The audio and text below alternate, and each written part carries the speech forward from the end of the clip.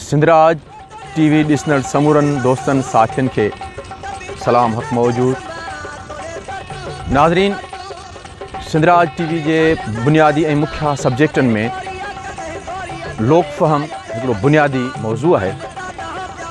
अॼु असीं उन लोक फ़हम जे हिकिड़े अहिड़े जुमिले जे हवाले सां कराची आसण ते बीठा आहियूं जंहिं असांजे सोच जे घटि में घटि आउं पंहिंजी ज़ात जी ॻाल्हि कयां त मुंहिंजी सोच जे हवाले सां बिल्कुलु हिकिड़ो नओं सुवाल पैदा कयो। ऐं हिकु दौर में असां जंहिं दौर में प्रिंट मीडिया सां वाबस्ता हुआसीं ऐं आश्रम जे सिरे हेठि पाण कालम लिखिया पए, तॾहिं कराची वाह ते ॿुधल उन जुमिले खे पाण पंहिंजे कालम जो मौज़ू बणायो ऐं उन दौर में उन जुमिले ख़ासि तौर ते असांजे तमामु सुहिणे हसीन शाइर हसन दर्स जी दिलि खे ईअं छुयो जो हुन मूंखे गिराटी पाए हिकु चयो हो त यार इरशाद, हिन फ़क़ीर तोखे त कमाल जी ॻाल्हि ॿुधाई आहे। उहा ॻाल्हि कहिड़ी हुई? उहा ॻाल्हि इन ई पहर में जंहिं पहर में पाण बीठा आहियूं ऐं सिजु लहण वारो आहे, जंहिं आसण ते पाण बीठा आहियूं इन ई आसण ते वहीद अली नाले असांजे सुंग जे साथी मूंखे ॿुधाई हुई ऐं उहा ॻाल्हि सिज जे हवाले सां हुई। उहा ॻाल्हि कहिड़ी हुई? अचो तव्हांखे उन ॻाल्हि सां रोशनास करायूं। नाज़रीन, हा, पाण ॻाल्हि पे कई सिज जी। ज़िंदगी गूनागून आहे ऐं इंसानी इल्मु ऐं शऊर जी तरक़ी हिन दुनिया जे बारे में जेको कुझु बि ॼाणे सघी आहे उनजो पंहिंजी जॻह ते तमामु वॾो कारज आहे, उनजी तमामु वॾी अहमियत आहे। साइंस पंहिंजे खोजनाउनि में कहकशाउनि खे छुही चुकी आहे ऐं उहो सॼो इल्मु इंसान जो ई आहे। पर मक़ामी सतह ते जेको असांजो आम माण्हू आहे उहो कुदरत जे लकाउनि जे बारे में, फितरत जे ख़ूबसूरत निज़ारनि जे बारे में जेका पंहिंजी सादा फ़हम ऐं जेका पंहिंजी सोच रखे थो, उनजो बि बहरहाल पंहिंजो हुस्न आहे। ऐं अहिड़ी हिकिड़ी घड़ीअ में सिज जे बारे में असांखे वहीद अली हिकिड़ी ॻाल्हि ॿुधाई हुई जंहिंजो असां तव्हां सां शुरूअ में ज़िक्र कयो। उहा ॻाल्हि हीअं हुई त हीअ हिकु पहर हो, कराची वाह जे हिन आसण ते असां मौजूदु हुआसीं ऐं उहो इतफ़ाक़ हो त उन्हनि असां फ़क़ति ॿ साथी ई हिन आसण ते मौजूदु हुआसीं। असां सॼे आसण जी सफ़ाई करे छटकार करे ऐं बिल्कुलु हाणे सफ़ाइयूं सुथरायूं करे पंहिंजनि शाम जे वापसी वारनि दोस्तनि जे इंतज़ार में हासूं ऐं सिज ईअं ई लही रहियो हो जीअं तव्हां हिन वक़्तु सिज जे लहंदड़ पहर खे ॾिसी रहिया आहियो।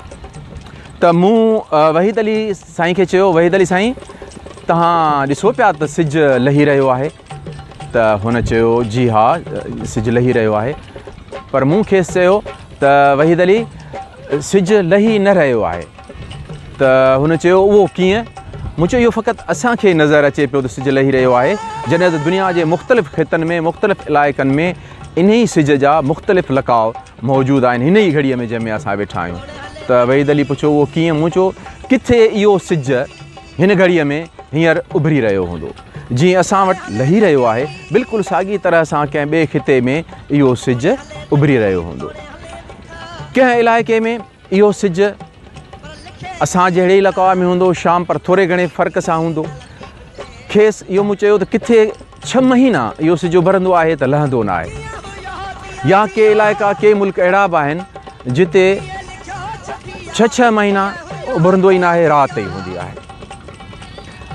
ऐं के इलाइक़ा अहिड़ा हूंदा जंहिंमें हिन घड़ी में इहो सिज मुकमल टाक मंझंदि ते हूंदो। वहीद अली मुंहिंजी ॻाल्हि मुकमल ध्यान सां ॿुधी रहियो हो। जॾहिं मूं पंहिंजी ॻाल्हि पूरी कई तॾहिं वहीद अली चयो त साईं, बिल्कुलु ईअं हूंदो। इंसान जो पंहिंजो इल्मु आहे, इंसान जो पंहिंजो फ़हम आहे ऐं इंसान फितरत खे जंहिं हिसाब सां परखियो ऐं परूड़ियो आहे, यकीनन ईअं हूंदो। पर हुन मूंखे चयो, इरशाद अली, असांजी ख़बर अथव दिलि छा थी चवे? मूं चयो, तव्हां ॿुधायो वहीद अली साईं, तव्हांजी दिलि छा थी चवे? त हुन चयो, असांजी दिलि इहा थी चवे त हर ॻोठ खे पंहिंजो हिकिड़ो अलॻि सिज आहे। असांजे ॻोठ जो सिज इहो ई आहे जेको असां सां गॾु उभरे थो। असां इन सां गॾु पंहिंजी ज़िंदगी जी शुरूआति कयूं था, ॾींहं जो वहिंवार पंहिंजो जहिड़े बि हाल पिरियां नाल जे हिसाब सां असां पुॼायूं था ऐं शाम लड़े थी, असां शाम सां सिज सां गॾु लहूं था ऐं राति जे पहर जे हुन अहसास ऐं कैफ़ियत में वञूं था। तंहिं करे जंहिं बि माण्हू जो फ़र्द जो या ॻोठ जो सिज टाक मंझंदि जो आहे, उहो पंहिंजे सिज खे पाण मुंहुं ॾिए, पाण महसूसु करे। पर जॾहिं त असांजे ॻोठ जो सिज इहो लही रहियो आहे। नाज़रीन, जीअं पाण शुरू में ज़िक्र करे आयासीं त वहीद अली असांखे जेका इहा ॻाल्हि ॿुधाई त हर ॻोठ खे पंहिंजो हिकिड़ो अलॻि सिज आहे। उन मां मुराद छा आहे? असां उन ॻाल्हि खे कीअं सम्झो? ख़ासि तौर ते आउं पंहिंजी ज़ात खे सम्झां, पंहिंजी ज़ात खे जेकर मिसाल तौरु साम्हूं रखां त मूं उन ॻाल्हि खे ईअं वरितो त वहीद अली जंहिं सिज जी ॻाल्हि करे रहियो आहे उनखे असां हिकिड़े फ़र्द जी हैसियत में बि वठी सघूं था, हिकिड़े सुंग जी हैसियत में वठी सघूं था, हिकिड़े ॻोठ पाड़े जी सूरत हाल में बि ॾिसी सघूं था ऐं उन सां गॾु पूरे ख़िते जे अलामती अंदाज़ में पिणु ॾिसी सघूं था। मिसाल तौरु हर फ़र्द पंहिंजी ज़ात में निरालो आहे। हर फ़र्द जे अंदरि जा उद्दमा, अहसास, कैफ़ियतूं, सोच जूं धाराऊं पंहिंजूं आहिनि। तंहिं करे चई सघिजे थो त हर माण्हू जे अंदरि पंहिंजूं रोशनियूं ऐं पंहिंजूं ई ऊंधायूं आहिनि। बिल्कुलु ईअं हिकिड़ो ख़ितो आहे, उनखे बि पंहिंजो सिज आहे। उन मां मुराद इहा आहे त हुनखे पंहिंजो हिकिड़ो फ़िक्री इतिहास हुजे थो। हर ज़मीन खे, हर मुआशिरे खे, हर समाज खे पूरे सॼनि जी उन अदावत मां, तजुर्बनि मां, मुशाहिदनि मां जेको पंहिंजो ज़ाती इल्मु या ज़ाती फ़िक्र मिले थो उहो हुनजो सिज आहे। ईअं असां पंहिंजे सिंध खे जेकर ॾिसंदासीं त उहो वहीद अली जो जेको इहो चवणो त हर ॻोठ खे पंहिंजो हिकिड़ो अलॻि सिज आहे, त आउं उनखे पूरे सिंध जे हुन कैनवास में जेकर ॾिसां ऐं असां सभु उनखे ॾिसूं त उनजो मतिलबु इहो थियो त असांखे पंहिंजे फ़िक्र जी रोशनी आहे। असांखे पंहिंजे हुन पूरे इतिहास जी फ़िक्री धाराउनि में जेकी कुझु पले पियो आहे उहो असांजो सिज आहे।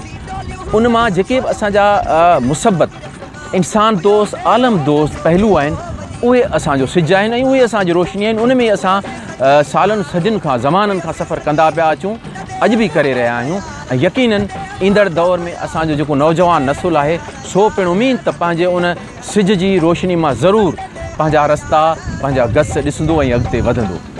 उहो सिज जेको असांखे इहो ॿुधाए थो, असांजो उहो फ़िक्र ऐं असांजी उहा रोशनी जेका असांखे ॿुधाए थी त असांजो सुख तोड़े ॾुख ज़माने खां, पूरी दुनिया खां कटियल न कॾहिं रहियो आहे, न रही सघे थो। इंसानु मुकमल हिकिड़ो कुंभो आहे।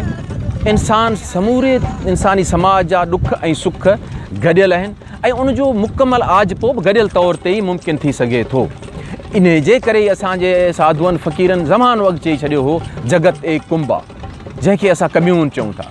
त हीउ पूरो जग बेसिकली बुनियादी तौर ते हिकिड़ो इंसानी कुड़म ऐं क़बीलो आहे। हूअं बि इंसानी समाज जी इर्तिक़ा में इहो इब्तिदाई जेको जीअं हिकिड़ो दौर इंसान जो गुज़रियो आहे, जेके सब्ते हसन बराबरी जे समाज जा अवाइली निशान सॼो आहे, उहो असां वटि मौजूदु रहियो आहे।